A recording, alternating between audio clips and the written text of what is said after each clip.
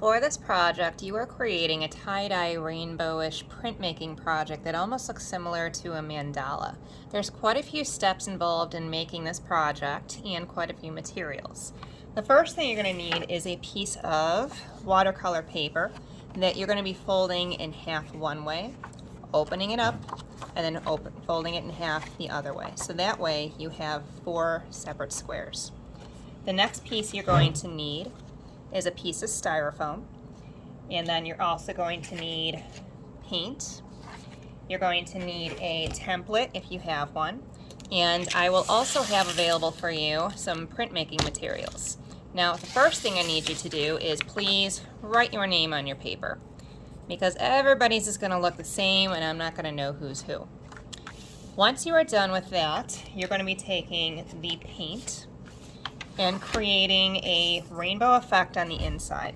It really doesn't matter which way or how you start. I normally like to start by putting a nice circle in the center, just like this, and then changing my color out, and then adding another layer of color around, simply by taking the brush and brushing it on. It does not matter how perfect this paint will look, because it's going to be covered on top with the printmaking part anyway.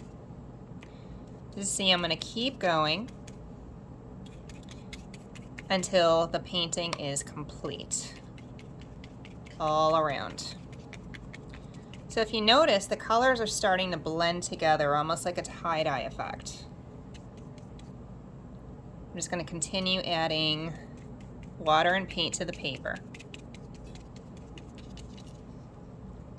And then you'll just keep going until you fill the entire paper. Alright, so I do have a finished example right here. It's the tie-dye effect starting and then creating the rainbow around the outside. And then when you're done, you do need to let this dry a little bit, and you'll be moving on to your styrofoam. Now this piece right here is a completed example that I had made. So right here is where I started, and then I started drawing my way outward. This is just 1/4 to the 4 parts that you're going to be printing. When you have your styrofoam, if you do feel that you're going to mess up printing on the styrofoam, I highly recommend getting a piece of square regular paper, drawing your design first, and then transferring it on. I'm going to go ahead and just transfer right onto the styrofoam just to save on time. Now this stencil right here, if you look closely, there's a dot right there. That is actually in the exact center of the circle stencil. And what I like to do is I match that dot right up with the corner right here. That way I know exactly where my circle is going to be. And then after that, I'm going to use a pencil, and then I'm going to draw just that outline of a circle just like that and lift it up.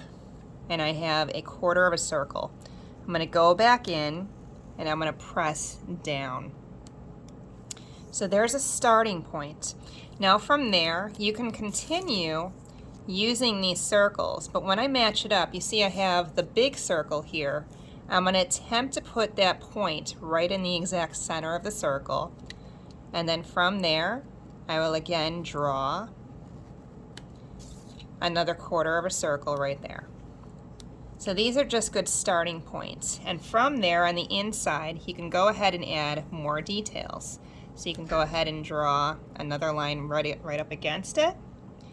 You can go ahead and draw different shapes on the inside, and then you'll just have to keep working your way outward. So you're looking at this example here in this video. Look how much I got done in this one. I just kept adding more and more shapes and more lines to create the whole design right there. And that's just a 1/4 of the design. The more you add to it, the more amazing it's going to look when you do your printing job. So once you're done with this piece here, now you're ready for the printing part. I highly recommend having a piece of dirty paper with you, so that way you don't get the printing ink on the table. And then you're going to be using a brayer, and this is printmaking ink. I'm going to give you a plate that's filled with black ink.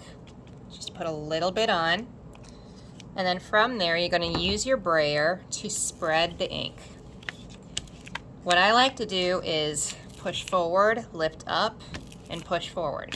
When I roll back and forth like this, it is creating a little bit of stickiness. But what it's doing is it's spreading the ink on the plate and evening it out on your brayer itself.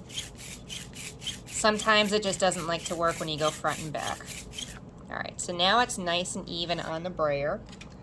I'm going to take this piece and then I'm going to gently roll the ink forward.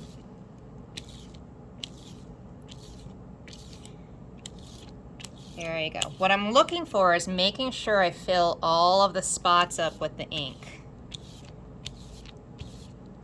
And I have to be careful not to put too much ink on, because if I do, it's going to fill all those little spaces that you just put in.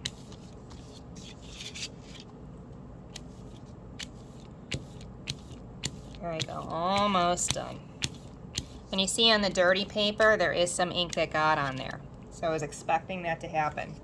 Now I'm going to put the brayer back on the plate so it's not getting on the table. I'm going to move the dirty paper out of the way. And here I'm going to take my finished example. Now I want to make sure that corner there is in the middle. Pay attention to that when you place this down. So I'm going to place this with that corner right here, making sure I match the lines.